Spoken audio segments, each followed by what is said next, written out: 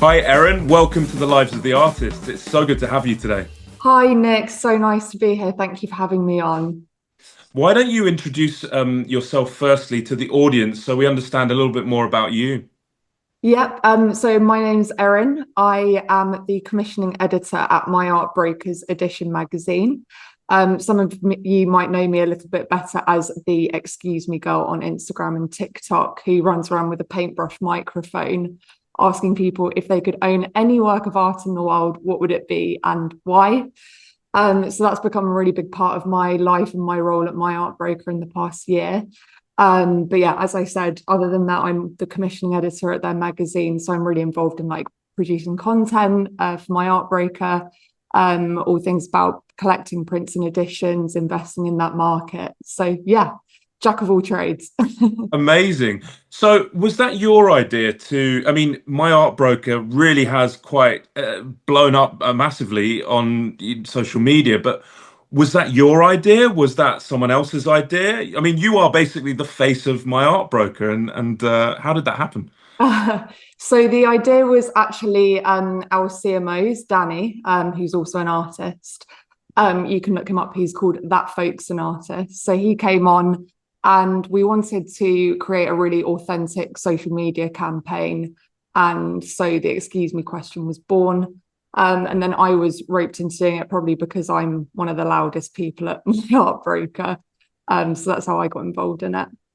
Well, you do it so well, and it is one of the ultimate, really one of the ultimate questions to ask someone, you know, that doesn't know much about art to someone that's an absolute expert and has just looked at art their whole life and, has doctorates in art and things like that. You can ask that question to anyone, so it is the perfect question. But I love the response that you get from the people that you ask. You get such a variety of art of different answers. Yeah, it's been so insane also just to see like the engagement with it go up and up and up over the year that we've been doing it. But yeah, no two answers are really ever the same. Even if people say the same artwork, you get such different reasons, people's personal connections to those artworks. And yeah, it's just been fascinating. I'm an art history major at heart, so it's like been a really nice way for me to flex that muscle and use my art history knowledge. But yeah, every single person always surprises me. People will say, "Oh, I don't know anything about art," when I first stop them. And then you ask the question, you see like the lights in their eyes. And then they think of something, everybody delivers the most eloquent answer because that's the power of art, isn't it? It's just that everybody has a It's solid. funny because some people have really confident takes and they sort of know an answer straight away. Some people think about it, but a lot of people, I get the impression, and you're really encouraging, but a lot of people get the impression that I feel that they're not really invited to the party. They sort of feel like, oh, I can't answer that. I'm not in position to answer that. I can't have an opinion on art, which I think is ridiculous because I think everyone should love art and it's there for everyone to love and appreciate. But there is this sense in the art world of this sort of walled garden, like you're not invited to the party. Yeah. Do you notice that response sometimes, and how do you deal with Oh, that?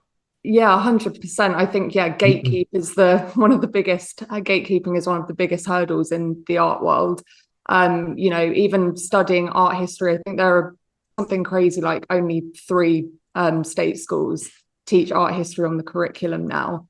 And when I was at university, there were only 30 of us in the art history class. So yeah, it feels very like elitist and a very small pool of people who have the privilege to learn about art, which I know you agree, that should not be the case. Art is for everybody. So yeah, that's really what we've tried to do with the series. Well, I think you've made great inroads. Why do you think that is, though? Why do you think that people have that impression of the art world and art in general? I mean, fundamentally, what is the reason? What is the reason? I mean, yeah, what is that reason? Yeah, that is a very, very big question, one that I probably don't know the answer to. I mean, Um, the way that I look at it is I've never thought like that because I've always naturally just been painting. I'm an artist. I paint, I draw. It's just been sort of like me dealing with my mental health really from the age of Yeah. 2. No, it's just something that's really just like inherent in my life. So I've never really thought like that. I've always felt like, well, I look at it every day. It's like so part of my life. I can naturally Mm, talk about it. But there definitely is that impression, and I think that the art world and these sort of galleries like to keep control of that. It's almost like they pick these artists to pump and then dump, and they can control the price tags of how much that they're selling for this year, how much they can sell for in 5, 10 years. They can assure collectors what the prices will be, that they're making a safe investment. There's all of this surrounding the art world. And they yeah. also talk about these artists that are fundamentally just throwing paint at a canvas. They Mm, talk about it in these very highfalutin ways that are very difficult to sort of ascertain exactly what the hell are you talking about, kind of yeah. thing. And there's all of that kind of The element of it noise. that keeps Yeah. people out. Yeah, noise, exactly. Yeah, totally. I guess one of the main hurdles with it all is that when we go to school, I feel like art is always like, a nice addition to your studies, but it's never like the main focus. And probably barriers to access in that way, that people don't really know that it can be like a career or something to pursue. And yeah, it's just not deemed important, which of course it is, because visual culture is at the heart of everything in society. Yeah, absolutely. And I think, essentially a lot of what I always get told by people that aren't very confident about being creative, like, I don't have a creative bone in my Mm, body. And I always think that's ridiculous because, when you're a young child, all children kind of are creative. And then I yeah, don't know what happens. You go to school and it kind of gets beaten out of you, and you feel like you just don't have the right to be creative by a certain age. yeah, But essentially, I think humans are the most creative species. I mean, we're not sort of designed very well, like in terms of like an elephant's much bigger than a human, or a tiger is like, much more powerful. But collectively, with our creative minds, we have evolved to, sort of be in charge of the world kind of thing. And I think mm, that's very much to do with our creative mind. So I think it's like inherent with humanity. Where am I going with this? People are creative, they really are. And it's like you do break down those barriers with your great account and your company's account. Just asking that simple question. Have you ever got a strange response that you're like, wow? strangers, but we get some characters on there, which to be honest always helps with engagement and also just helps me to have a good time presenting. We had someone recently, not so much a strange answer, but just a really eclectic character that we had, was a guy who we found out after we posted is a member of a band called the Brand New Heavies, if you know I've them. I've I think heard of they the were, name, yeah. think they were big in like the noughties. But he, yeah, asked him, and I think it was also another guy from the band. Sometimes what will happen is I'll ask the question, then somebody who doesn't want, if they're in a pair, the person that doesn't want to answer will just walk away. And then I'm with the person who does want to speak. I asked him, and then he ended up going off on a big spiel. We were talking about surrealism, we were talking about Dali. He stopped off and he was, what did he say? He said something like, Salvador Dali said that art was all about masturbation and just stared into the camera and then left and then came back and was like, I've got another story to tell you. Mic Um, drop, and then he came back. yeah, exactly. So we do get some characters, but strange answers, not really. I feel like we get the answer Mona Lisa a lot. And now when that happens, me and the camera guy would just be like, another Mona Lisa. Yeah, Da Vinci comes up a lot. Like, he's Yeah. so powerful. He's a mythological god. It's Yeah. like so many people have. I mean, I saw one the other day that was the Last Supper. Obviously, very Yeah. difficult to take that off the wall, but the Mona Lisa comes up a lot, and Leonardo da Vinci just holds this sort of place within culture that Yeah. he's almost like a god. He sort of represents creativity and genius in a way. Yeah. Yeah, exactly. We actually ran a survey on our socials. I don't know if you saw it, where we basically just invited people to answer the same question in an open-ended survey. And we're going to be publishing the results for that soon. And that's also just been so insightful to see like who are the artists that capture like the globe's attention. And he does come up a lot. And then a lot of the other big names that you would think appear there as well. Basquiat would be another one, I guess. Yeah, not in like the top 10, but we had a lot of Monets, Van Goghs, Hopper's Nighthawks, very popular. So yeah, all of that's going to be coming out soon. Oh, amazing. I'm really looking Yeah. forward to reading that. Yeah, these it's amazing how these artists do just carve this sort of place within culture and represent something more than just, I mean, they as humans would have just been these artists toiling away in their studios. That's the reality of what a painter's life is. Mm. Um, but somehow their art has become a bigger thing, within Yeah. culture, and it represents more than Yeah. just that. And everybody has a personal connection to that artwork, which obviously the artist himself would never have, conceived. When I've been going through this survey, we also had the why column of why people would choose that work. And reading through that, some people have written paragraphs on their like super personal connections, seeing it for the first time in a gallery, or have a poster of it hanging up when they were at university, all of these really deep personal stories. And yeah, that's, I suppose, why those big names do carry, because those are the ones that people have maybe spent the most time with. Yeah, I mean, Basquiat seems to be one that does come up a lot, and people do have Mm, this very personal relationship with Jean-Michel Basquiat. Um, why do you think that is? Like, why do you think he has such a special place within art culture? Is it accessible? He seems to be very accessible, that maybe a Da Vinci might not be, or a Rembrandt might not be so accessible, but Basquiat's yeah. like, oh, I get that, sort of the immediacy of him.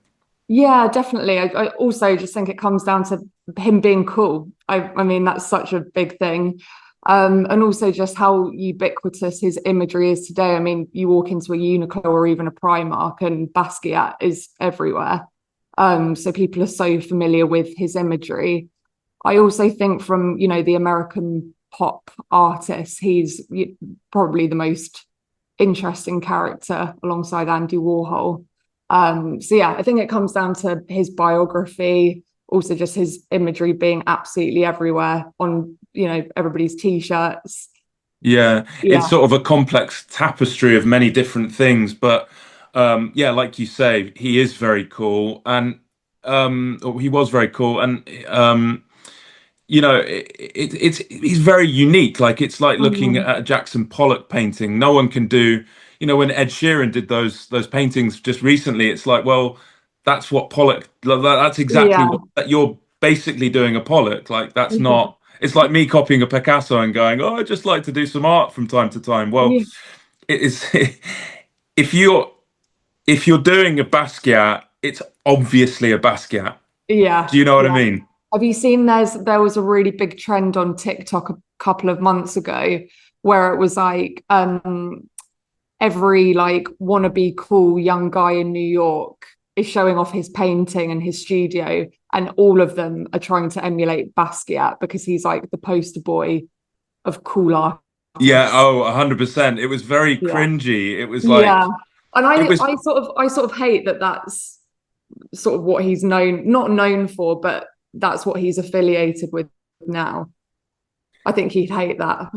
oh, he would Yeah. have absolutely hated it, But it's funny because people obviously, they want to sort of be associated with the cool that he represents. He Yeah. represents this sort of unique individual that carves his way in the world, and they're just doing the complete opposite. They are literally copying, this personality, Yeah. and this style, Yeah, in terms of the way exactly. he dresses, the way he paints, the way he draws.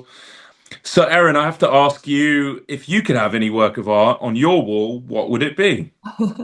I think mine would have to be Dorothea Tanning's birthday. I am a Oh, wow. massive Tanning and Surrealist fan. I mean, if it were up to me, I'd have a collection of the Surrealist work in my house. So Um, you're a real fan of surrealism and surrealist painting and that yeah, period of time. massive fan. I did my master's thesis was on Elsa Schiaparelli and surreal fashion history and photography. So yeah, that's definitely where my passion lies. But for my work that I would choose, it would have to be Tanning's Birthday. I just think it's a mega painting.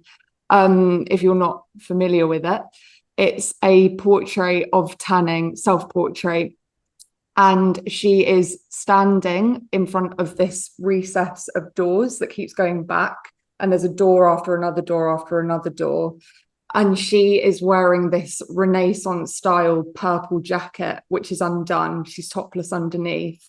And then she has this skirt of like writhing green bodies that looks like moss. But when you look at it really closely, you can see all of these mossy figures. And then there's this strange Sphinx like figure in the foreground. And I just absolutely love it. Incredible. I think there is a place for surrealism. I think my prediction is surrealism is coming back in some form because I Yeah. think we live in this very odd world where we're sort of post-knowledge, post-truth. We're in this post-apocalyptic sort of hellscape in a way. It's not a hellscape, it's like a dystopia. Yeah. And I think the only way to make sense of it, I think artists are going to get more and more surreal.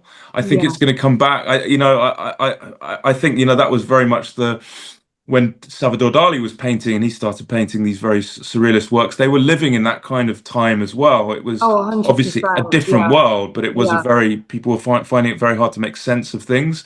And I Yeah. think, yeah, you can sort of make sense of the world through complete fantasy. Yeah, I totally agree with you. And I think it's coming back, as you said, with contemporary artists today. I also think that surrealism is finally making a comeback in the secondary market as well, which is so nice to see. People like Tanning and Leonora Carrington are doing so well at the moment, which is great to see. But yeah, couldn't agree more. And yeah, when you think about the surrealism was really born in that like post World War One, pre World War Two era, and then really took off during the Second World War, in like its height. So yeah, I Yeah, feel and like during that now, time there was sort of great poverty and then great hedonism with, sort of a lot of people had no money and a lot of people had a lot of money. yeah, Similar to today. Um, Very hard, it's in between these two wars, these mm, absolutely catastrophic wars. So people were very confused about the state of the world.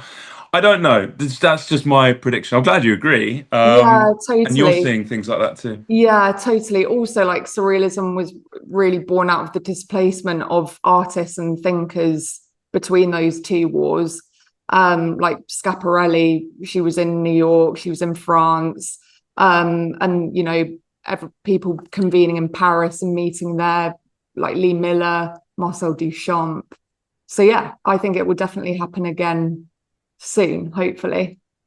I saw an interview with Irvine Welsh yesterday. Do you know who I mean by Irvine Welsh? He wrote Mm-mm. Train Spotting, the book Train Ah, Spotting. yes. Obviously, the film was based on, and he Yeah. was giving. It was an amazing interview. It was an amazing answers that he was giving, and he was saying that culture's slowly dying. Uh, what are we going to do about that, Aaron? That's not good. About culture dying. What's your take on that? Do you think culture's dying slowly? I don't think culture is dying. I think people need space to be creative. And I think that that needs to be encouraged more. I think culture's dying? I don't think so, but I think maybe individualism is to an extent.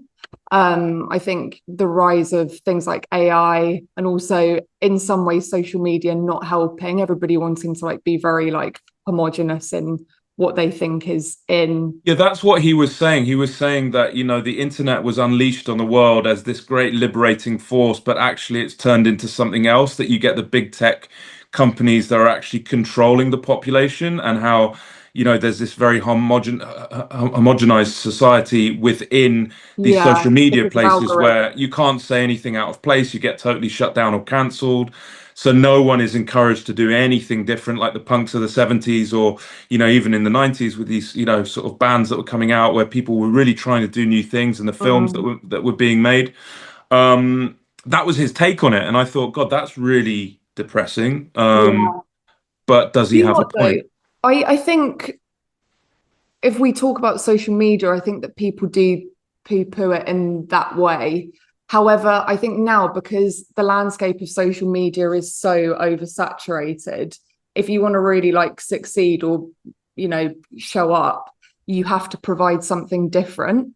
So I think maybe because there is so much noise, hopefully that will foster a different kind of creativity. Yeah, and it like it's funny how it works because have you seen this Ibiza final boss character Yeah. that's big? He's like totally blown up from nowhere. It's like unpredictable, you know? He's Yeah. just in a club holding a pink glass with a black tank top on and a funny Yeah. haircut, and suddenly the whole world knows him. Yeah. And what a character he looks like. He looks hilarious. But why does he just stands out of the crowd, like he's just being so unique. So I think, yeah, I'm not I'm an optimist, and I think, you know, it just happened. Culture always is going to happen. It just Yeah. happens in different ways, and it's never going to be the same as it was before. Yeah, um 100%. And then I also think that social media gives rise to smaller creators who we wouldn't otherwise know about. I mean, I see on TikTok really like small artists who are producing things. And my algorithm serves it up to me because it knows that that's what I'm interested in. But some of them only have like 1,000 views or something. So yeah, I think in some ways can be a really good way to platform yourself outside of the traditional like gallery representation route that has always been the case. Yeah, there is almost like a more of a punk ethos to things. Just do it Yeah, yourself. You don't need to be an expert. You don't have to, you know, have been to like 10 different art schools to paint. You can just go and do it. And obviously that will create a lot of crap, but it will, like you say, it will give platforms to really individual voices and interesting little subcultures and things like that yeah, exactly, exactly. that the Um, algorithm will throw up, unfortunately. yeah, yeah. And I guess it goes back to the big thing that we were discussing at the beginning of this chat, which was that, you know, why do people feel excluded from the art world? And I suppose it's because of those deep set hierarchies. But yeah, the more people are allowed free reign to be creative, the better. Those hierarchies have been in place for hundreds and hundreds of years. It's not a Yeah, modern thing. I'm not blaming it all on the blue chip galleries that you see, yeah, you know, the exactly. Hauser and Wirths and the David Werners and things like that. It's not their fault. It's just that's the nature of art, you know. The Mm, Medici did it. They controlled their artists. They paid them well, but they kept them totally controlled. And then they controlled what was shown, what was publicly shown. It was totally controlled. You know, art has always sat alongside power and mm, represented something very powerful, yeah, as well as religion, as well as politics, as well as all these other things. But art has always had a place within culture and within society, and it has been used for power. yeah, yeah. I suppose the real power of it now is like combating against those systems of power, and yeah, shining a light on the issues that really matter today. 100%. What's your background then? So you went to study art history.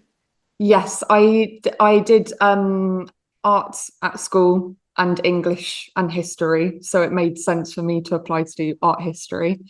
But Um, you didn't want to go down the art of making your own art route. You thought art history was more of a route that you wanted to take. Why was that? Yeah. I loved producing things, but I always considered myself a bit more of a wordsmith and I love researching. So it made sense for me to pursue art history. Went to Cambridge, I went to Selwyn College there and did art history for 3 years. And then after I graduated from there, I went to the Courtauld where I did my master's, which was in film and fashion photography. From 1920 to 60. So that was where I, yeah, found my niche.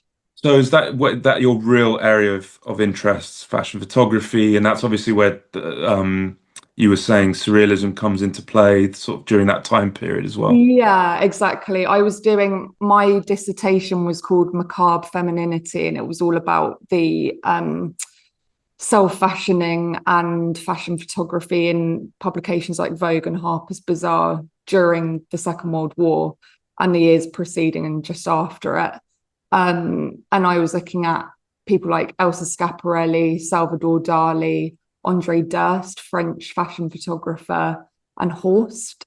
Um, So yeah, I think it spans photography and then also painting and yeah, more traditional like textiles as well. Did Coco Chanel fall into that sort of area at all during that time Yeah, period? she did, but I was always a Schiaparelli girl. I Right. loved Schiaparelli. And then Schiaparelli's had a real renaissance in the past 5, 10 years under Daniel Rosebery. So yeah, they're having. Tell me a little bit about Schiaparelli, so just so we know a bit more and the audience can understand who you're talking about. So Elsa Schiaparelli was a fashion designer during that same like 1930s, 40s period.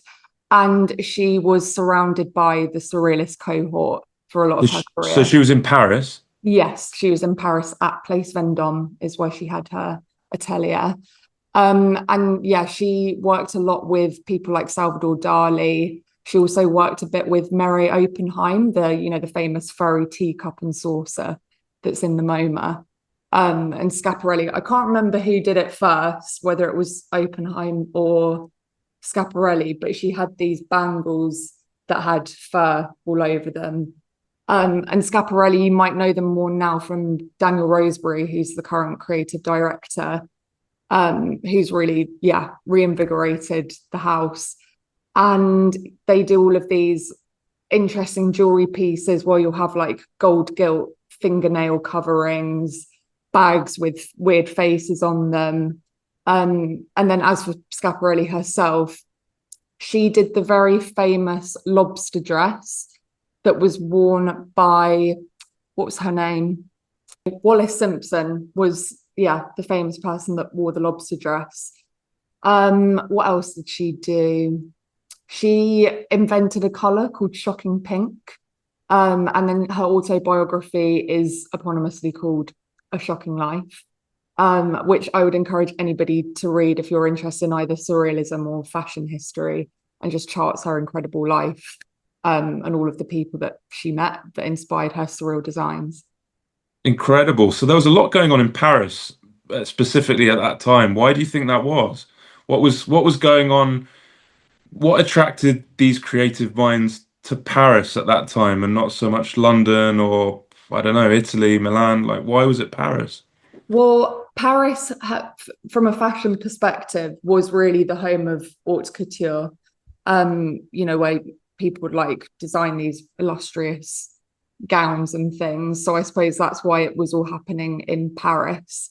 As for the great minds all converging there, I think it's probably just because so many of them were French, like Andre Breton, Marcel Duchamp, and everybody convening there together. Probably also because of the effects of the First World War and people just like being in France together. I don't think it was necessarily all in Paris, but I know that people like Lee Miller, they would all holiday together in the south of France, I think, between the two wars. And I think a lot of there was sort of a lot of intellectual refugees from Spain because of Yeah, war in Spain that found their way to Paris as well. And I think a lot of Russian intellectual refugees were coming over because of the difficulties in Russia with the yeah. revolution there. So it was kind of a melting pot. I don't know why, Paris particularly. Things must have been going on in other cities like Berlin and Milan or London too, but certainly that period of time seemed to be a huge, huge time for Paris. Yeah. Yeah, definitely. There were surrealist exhibitions happening in London, but yeah, Paris, definitely the hub. And so then, what does my art broker do specifically? You guys are focused with prints Yeah, mostly? yeah. So MyArtBroker is the world's largest prints and editions platform. We also consider ourselves an art tech business. So because of the nature of prints and editions, which are, for anybody that doesn't know, they're artworks that are produced by an artist as an edition. So they'll be like one of 100, one of 25, one of 500. And because they are editioned like that, they have comparables. So you can compare issue number 2 out of 50 to issue number 50, to issue number 50 of 50. And because of that, we've been able to develop an algorithm which takes all of the different things, the components of prints into account. And through that algorithm, we track over 400 auction houses, auction house data. And we also track private sale data that we've been collecting since MyArtBroker was founded in 2010. And through that, we have this algorithm that's able to give value benchmarks of prints and give like real value insight into specific prints by blue chip artists. So you're saying a print edition of 100, there'll be a different valuation depending on if it's number 50 or it's number 1 or it's number 75. Well, There's a yeah, different value to that? yeah. Well, there will be because obviously it depends on the provenance of a particular print, the condition of a particular print.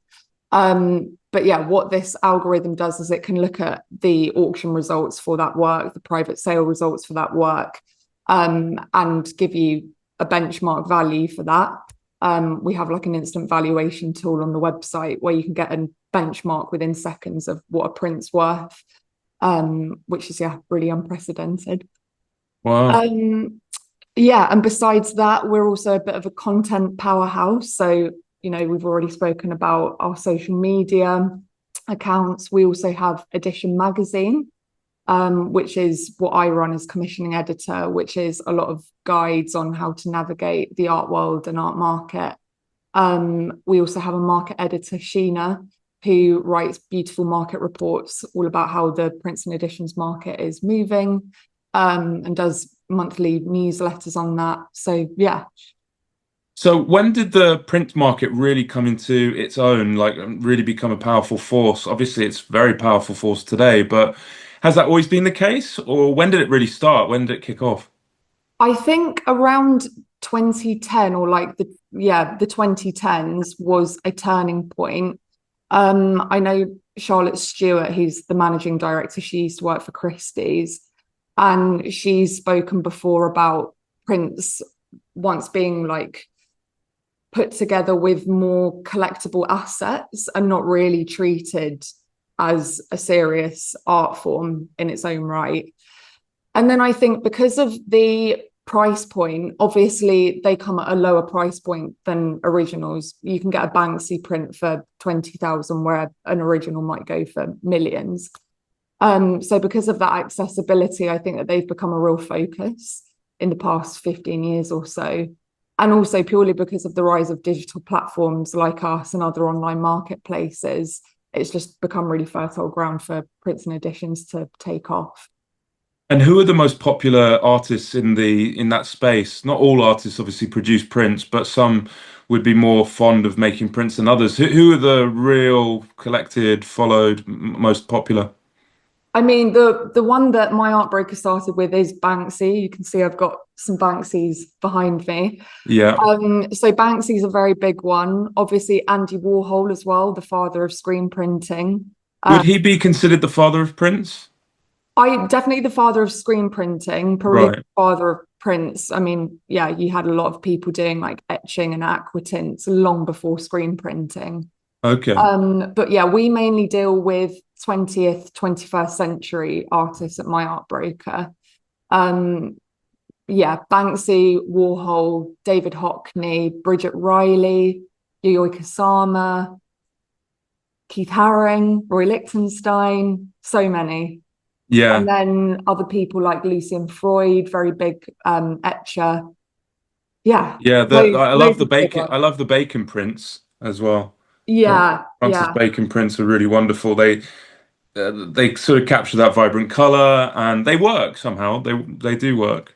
yeah, totally agree. Also, Basquiat does have some prints. Most of Basquiat's prints are actually posthumously produced by the estate now. But yeah, the prints that he does have that were made during his own lifetime and signed by him are the values are crazy. If you want to go and have a look at that, look up Back of the Neck on the MyArtBroker website. Okay, I'll definitely look into that. Yeah.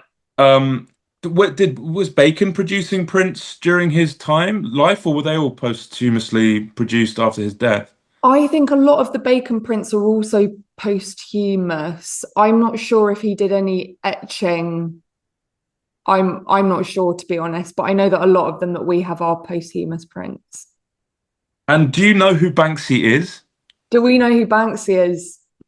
Wouldn't be any fun if we knew. Because you had a really interesting poll that I saw in one of your posts on MyArtBroker that said that 48% of people think that he should remain anonymous. So I thought, well, that means the majority of people want him to come out, and I was just wondering what you thought about that. Yeah.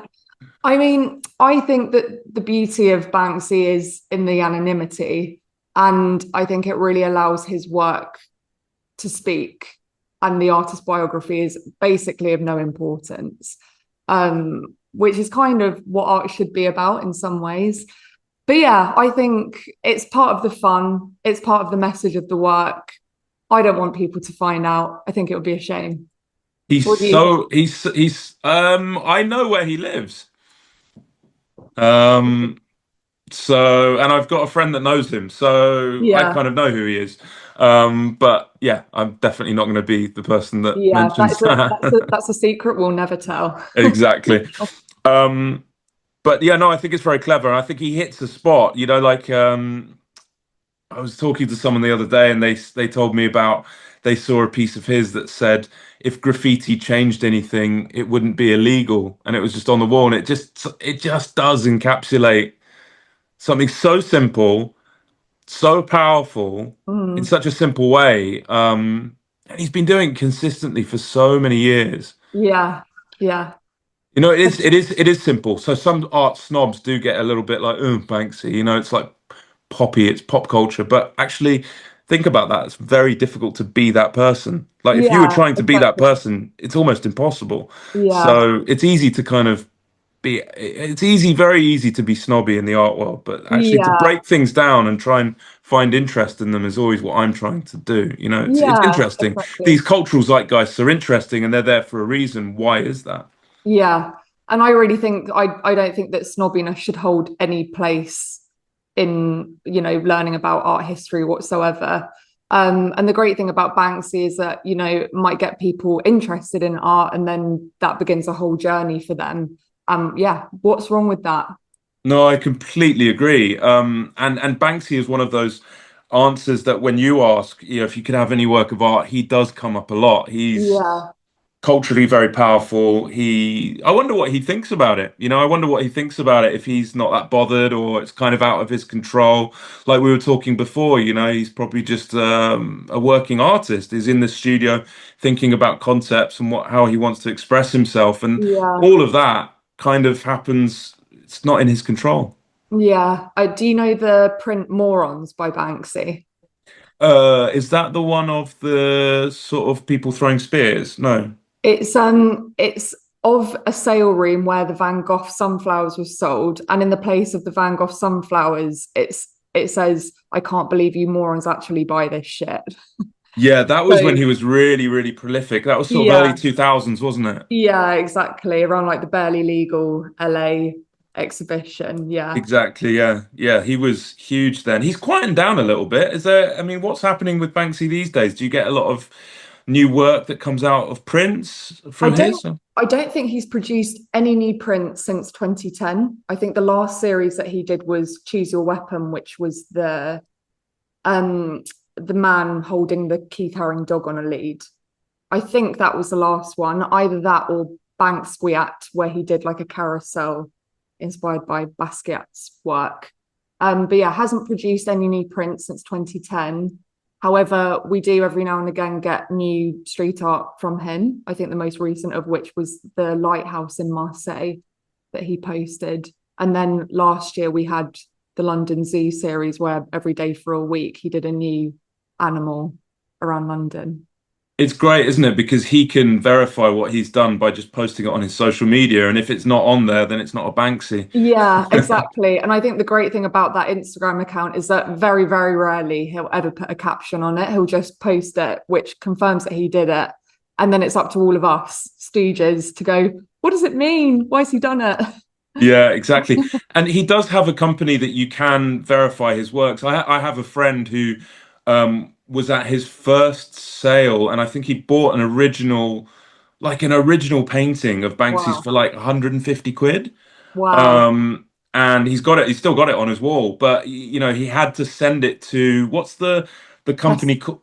Pest Pest control. control. Yeah. And they verify if it's an actual Banksy or not. But I mean, he's got a very, very early original Banksy that he bought for Wow. Very nothing. lucky. Yeah, yeah, very Tell him lucky. to But get in he's always touch got his with ear to the ground, this guy, this friend of tell him mine. to get in touch with MyArtBroker. Exactly. Yeah. Yeah. He's got an amazing collection of he's got Jake and Dinos Chapman's because just through knowing them and doing he's in the fashion world, so he kind of comes across these artists, but he finds them early on, sort Yeah. of sees they're good, then does some sort of deal with them, like I'll take Wow. photos if you give me some work. And he's built up this insane collection Yeah. Do you know over what? the I feel years. like that's how so many people have built up collections, just knowing people. I think Basquiat gifted loads of things to friends and people that he met.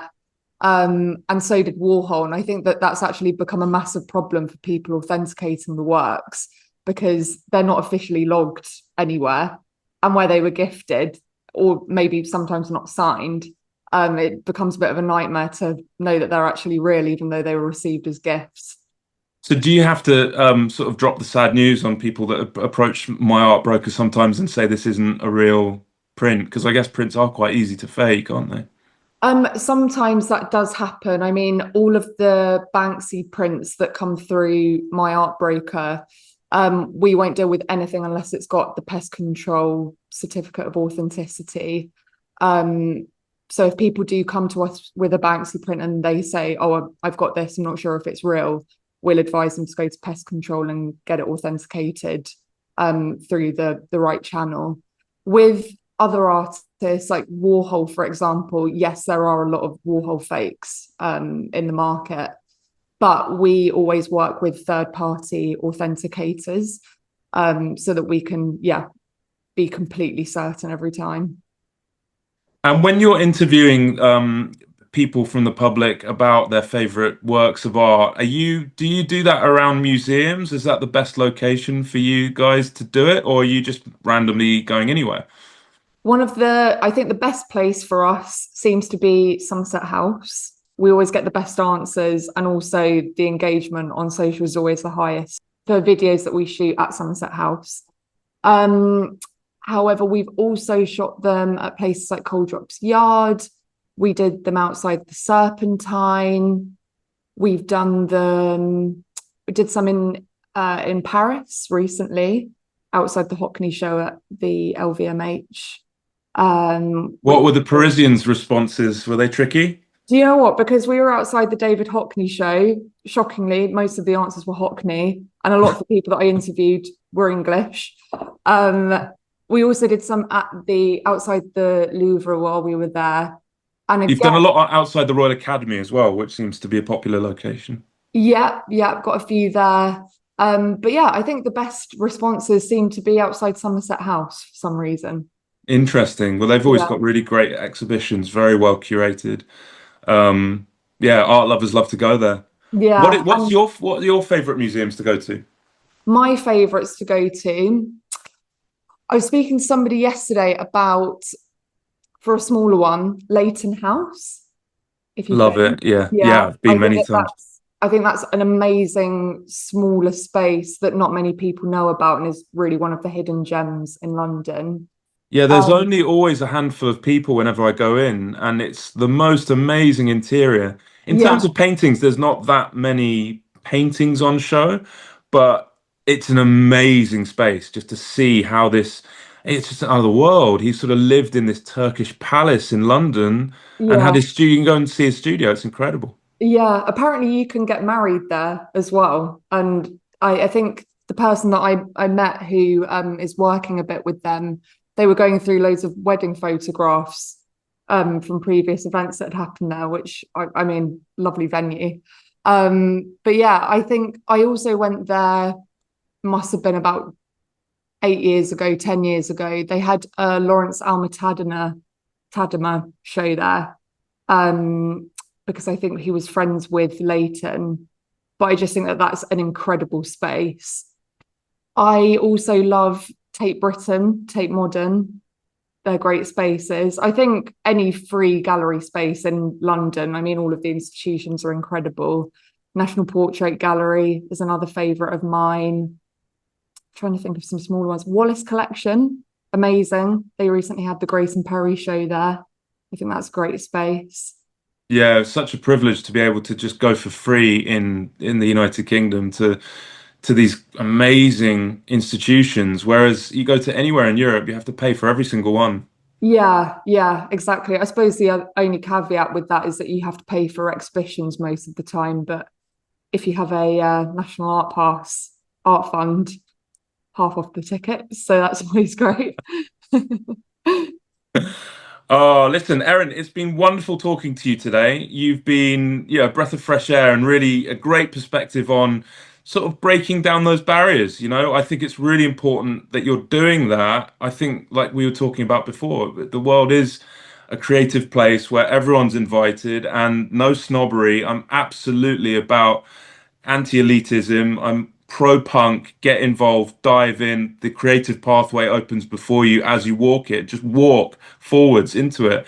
And you're a great, representative of that with all that you do on your social media for MyArtBroker and personally. So thank you so much for being here today, and it's been great speaking to you. Great. Thank you so much. And thank you also for doing everything that you're doing with Portrait Paintings Daily and also with the podcast. Thanks a lot. We'll speak again soon. Yeah, thanks so much. Thanks. Thanks, Aaron. Bye.